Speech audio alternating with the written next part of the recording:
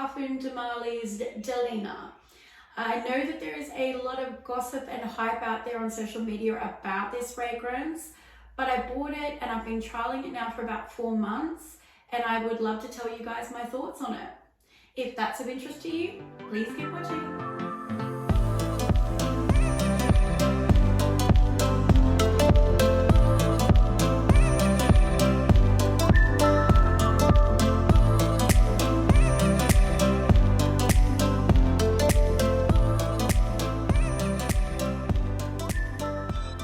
Okay, so the bottle design I think speaks for itself. It's this beautiful pink girly bottle design with some beautiful tassels here, beautiful silver lid, and then it's even got a pink crystal in the middle of the lid there. It's very pretty, very sexy, definitely very feminine. Okay, so the top notes of Delina are lychee, rhubarb, bergamot, nutmeg. Mid notes are Turkish rose, peony, musk, batalia, and vanilla. Base notes are cashmeran, cedar, incense, and Haitian vetiver. I got a bit tongue twisted with some of those notes and I hope I said them correctly. Okay, so the price for this bottle, this is a 75ml bottle and it's approximately around the 400 Australian dollar mark. So it is very, very pricey. So this one here is marketed as a female scent. Delina is available on most online fragrance retailers, as well as the Parfums de Marly website.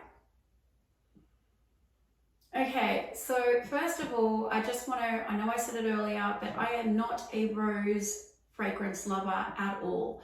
I struggle with rose. I find that they always lean really mature or dusty or gardeny, or I don't even know, too fresh or too dry or too dusty or too mature. And then I kind of just tapped out for a long time and just thought, look, rose is just not for me.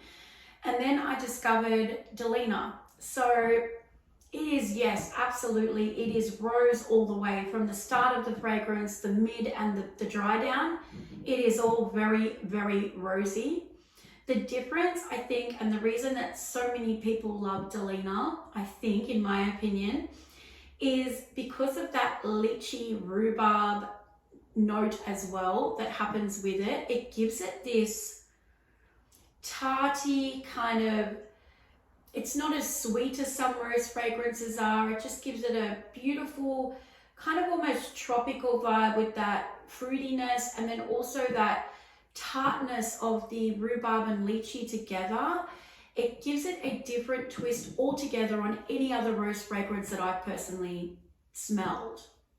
And then you've got things like nutmeg and cedar and incense. I mean, the incense too is very prominent in this fragrance, and I love incense when blended with other notes that, you know, really help the incense stand out.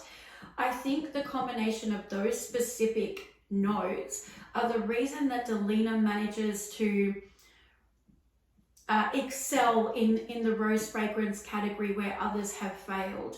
Sure, I know that there are some other rose fragrances out there that many people love and say that, you know, they adore. I have yet to find another rose, like such a dominantly rose fragrance that I love just as much as Delina. But basically it's a floral, fruity, musky, tropical, woody, very aromatic and certainly powdery scent.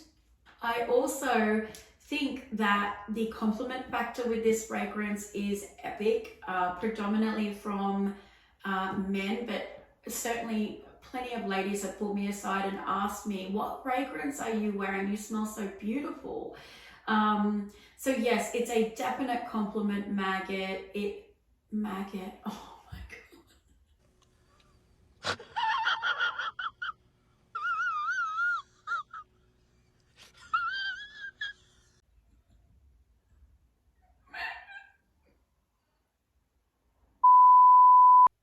So it's definitely a compliment magnet. People will notice you in this fragrance, and I just think it's really pretty girl, really elegant. As I said, really ladies who lunch. I think that this fragrance for seasonal wearers is definitely suited to spring with that beautiful roses and other notes. It's very floral. So obviously spring, but I think in all honesty, you could wear this any season throughout the year. It definitely is strong enough to cut through cold and layers of clothing. So winter would be fine, autumn as well. And I don't even think that it's too much for summer, despite the fact that it is very, very floral. As I said before, that lychee rhubarb vibe that gives it that kind of tart twist, taking it out of that too sweet, too cloying, too mature category, makes it a pretty well-rounded fragrance for any time of year. Formal, casual occasion, signature fragrance, it just wouldn't matter. It's definitely got the versatility.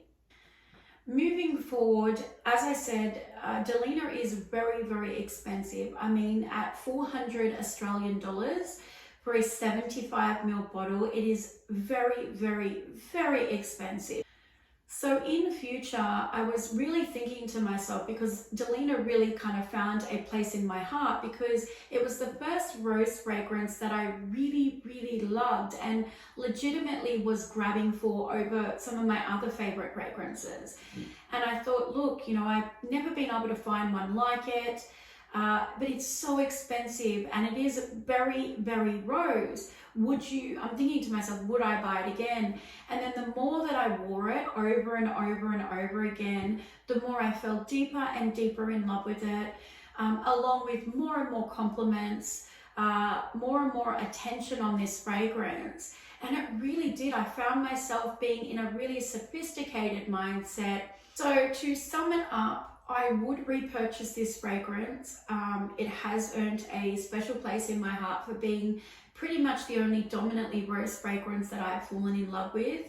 I think with the compliment factor, the versatility of the fragrance, and the way it makes me feel, as well as other people around me, that's the reason why I would go and invest again another $400 and repurchase this fragrance. As an overall rating, I would give this one, as I said, I think it kind of leaped out of the box in terms of rose fragrances.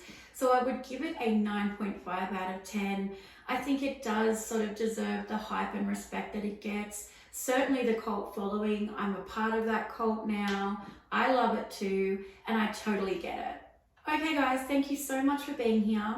If you have any comments about the fragrance we've discussed today, please post it in the comments below.